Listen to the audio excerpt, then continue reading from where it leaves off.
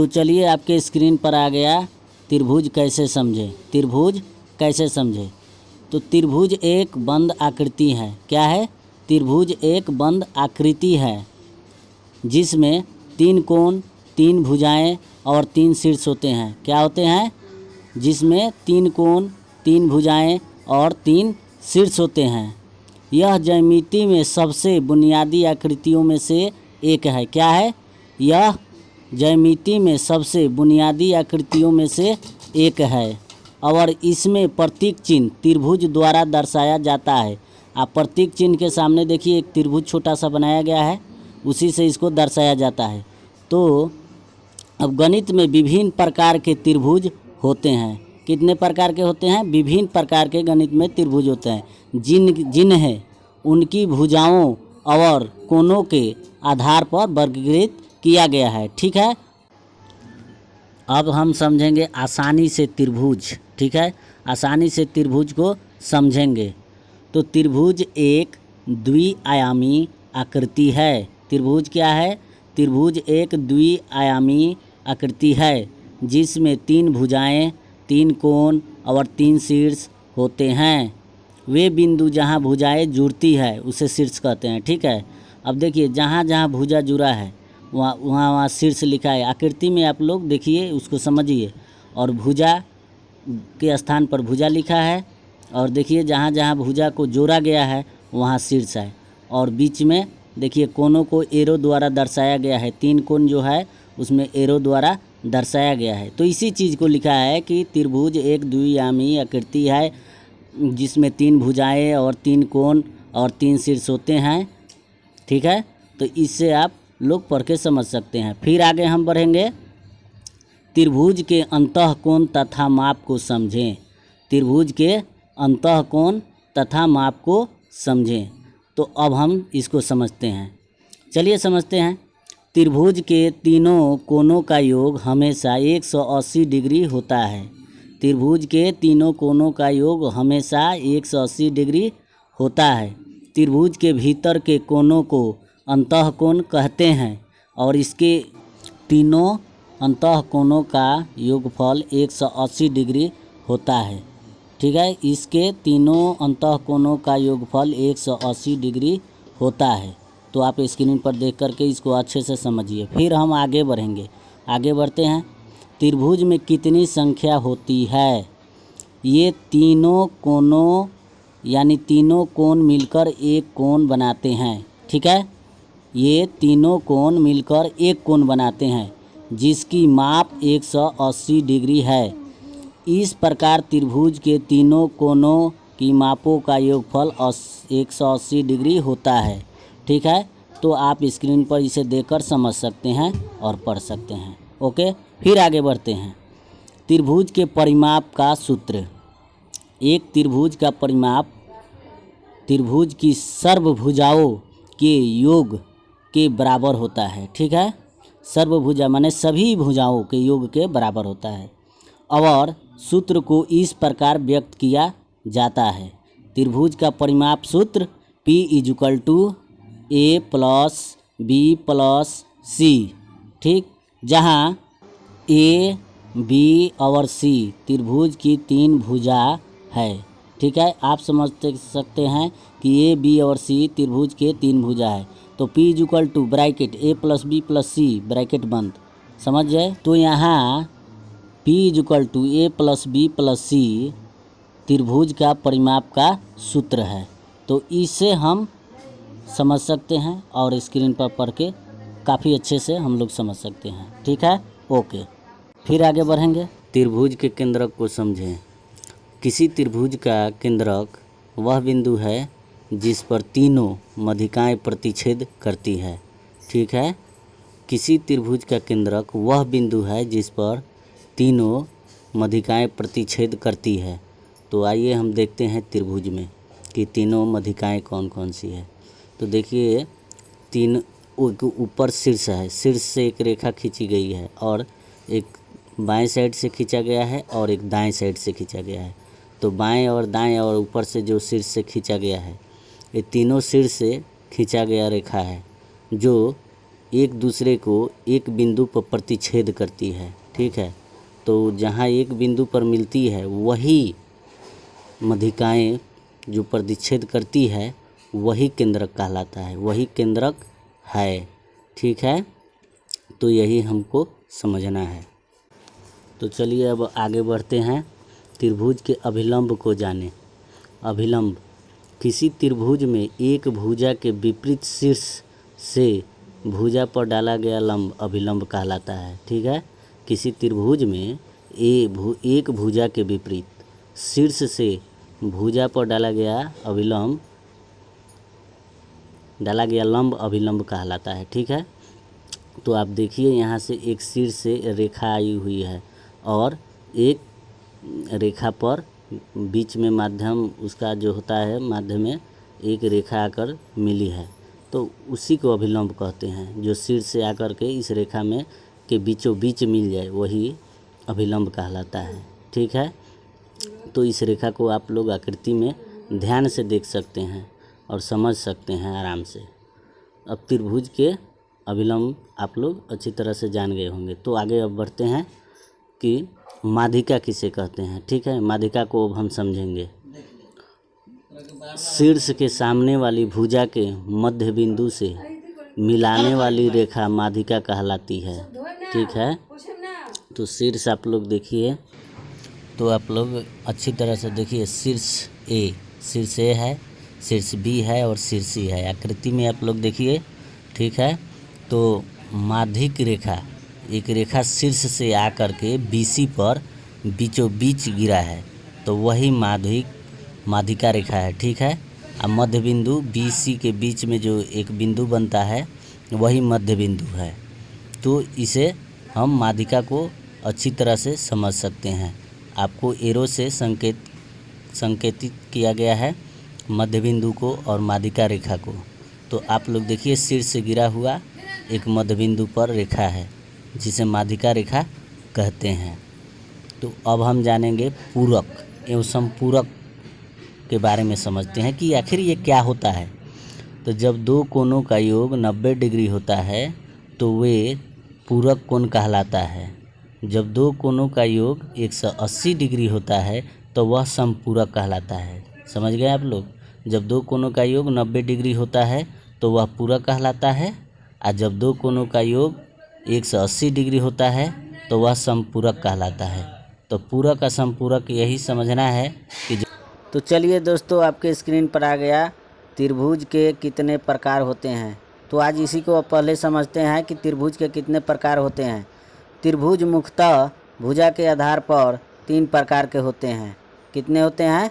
भुजा के आधार पर त्रिभुज 3 प्रकार के होते हैं, तथा कोण के आधार पर त्रिभुज 3 प्रकार के होते हैं, ठीक है। कोण के आधार पर त्रिभुज 3 प्रकार के होते हैं या भुजा के आधार पर त्रिभुज 3 प्रकार के होते हैं। फिर आगे बढ़ते हैं।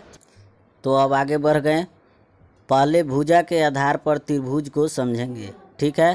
पहले भुजा के आधार पर त्रिभुज को समझेंगे। भुजा के आधार पर त्रिभुज 3 प्रकार के होते हैं। कितने प्रकार के होते हैं? 3 प्रकार के होते हैं। कौन कौन? पहला समबाहु त्रिभुज, दूसरा समद्विबाहु त्रिभुज और तीसरा विषमबाहु त्रिभुज। तो ये 3 प्रकार के त्रिभुज होती है, ठीक है। आगे बढ़ेंगे। तो चलिए अब आगे बढ़ गए। अब समझते हैं समबाहु त्रिभुज किसे कहते हैं। समबाहु त्रिभुज के बारे में, इक्विलेटरल ट्रायंगल।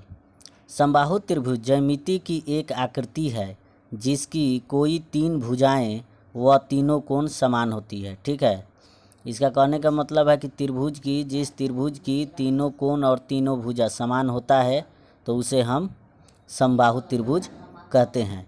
जैसे आप आकृति में देखिए और समझिए, 4 सेंटीमीटर का तीनों भुजा, 4-4 सेंटीमीटर का 3 भुजा है और 60 डिग्री का प्रत्येक कोण है।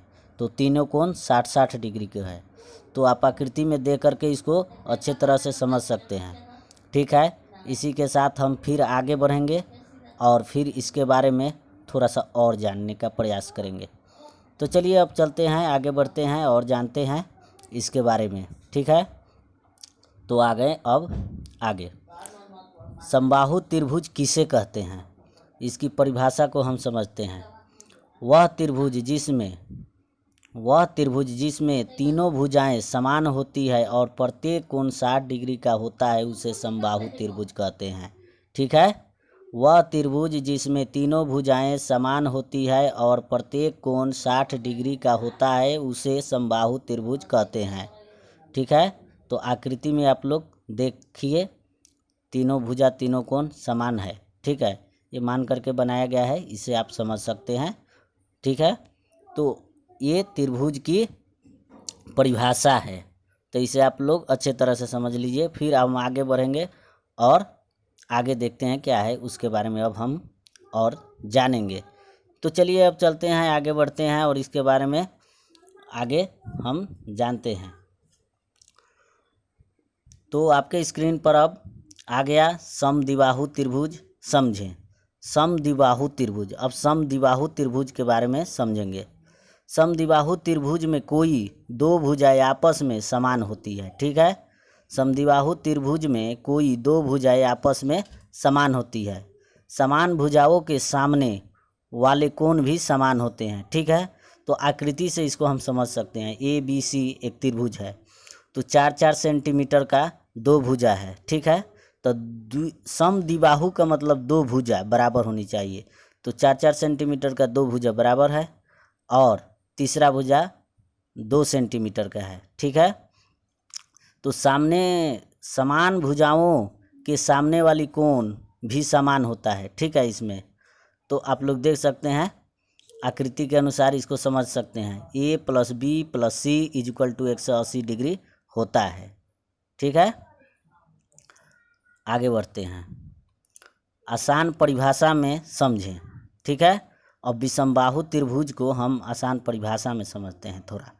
जब त्रिभुज की कोई भी भुजा बराबर नहीं होती है, जब त्रिभुज की कोई भी भुजा बराबर नहीं होती है उसे विषमबाहु त्रिभुज कहते हैं। ठीक है, तो ये विषमबाहु त्रिभुज की परिभाषा है। तो आप लोग इस परिभाषा को आसानी से याद कर सकते हैं कि विषमबाहु त्रिभुज, जब त्रिभुज की कोई भी भुजा बराबर नहीं होती है तो उसे विषमबाहु त्रिभुज कहा जाता है। एकदम आसान है याद करने में, आप लोग याद कर सकते हैं और इसे समझ सकते हैं। ठीक है, फिर हम आगे बढ़ेंगे और आगे फिर देखेंगे इसके बारे में क्या है।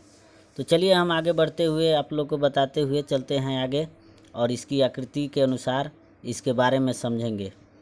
ठीक है, तो आ गया, अब इसके बारे में हम समझते हैं। विषमबाहु त्रिभुज के बारे में आकृति से समझते हैं। ठीक है, विषमबाहु त्रिभुज एस्क्लेन ट्रायंगल। ठीक है, विषमबाहु त्रिभुज की सभी भुजाएं असमान होती है।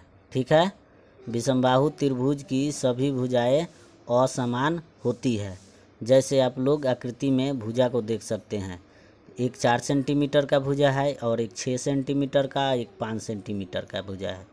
तो इस आकृति में आप लोग इसे देख करके अच्छे से समझ सकते हैं और इसके बारे में जान सकते हैं कि 4 सेंटीमीटर, 5 सेंटीमीटर और 6 सेंटीमीटर ये अलग अलग भुजा है।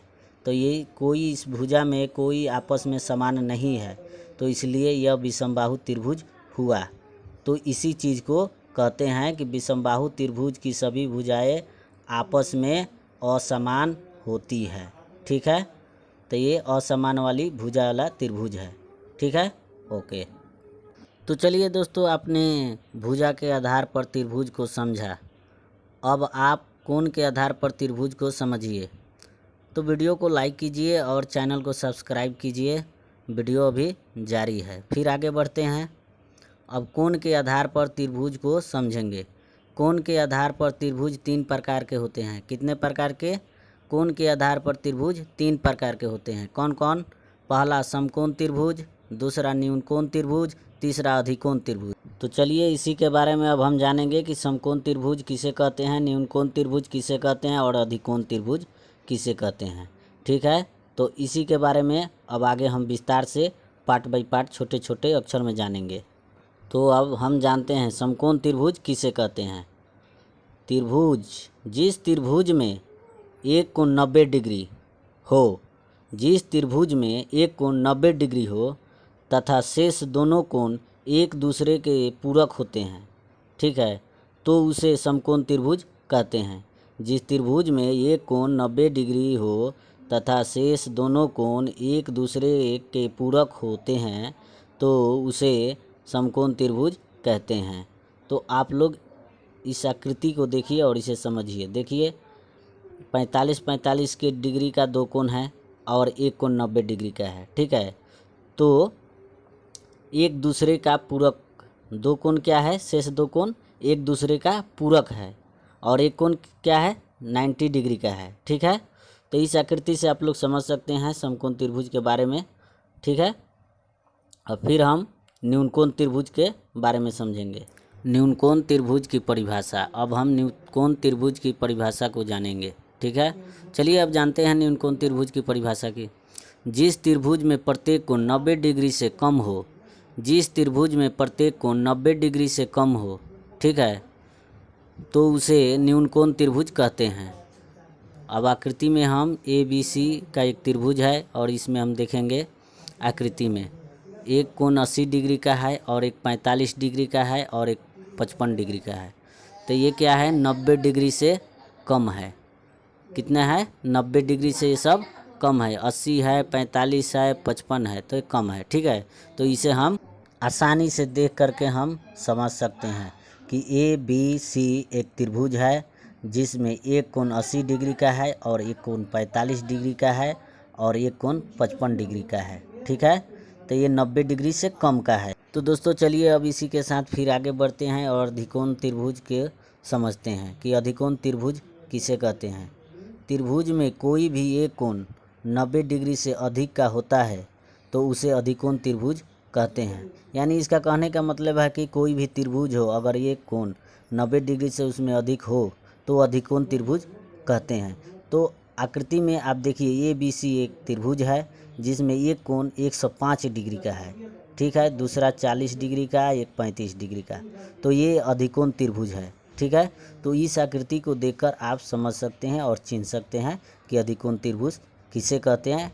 तो आसानी से इसे समझ सकते हैं अधिकोण त्रिभुज के बारे में, ठीक है। तो उसी के बारे में यहाँ लिखा गया है कि त्रिभुज में कोई भी एक कोण 90 डिग्री से अधिक का होता है तो उसे अधिकोण त्रिभुज कहते हैं, ठीक है।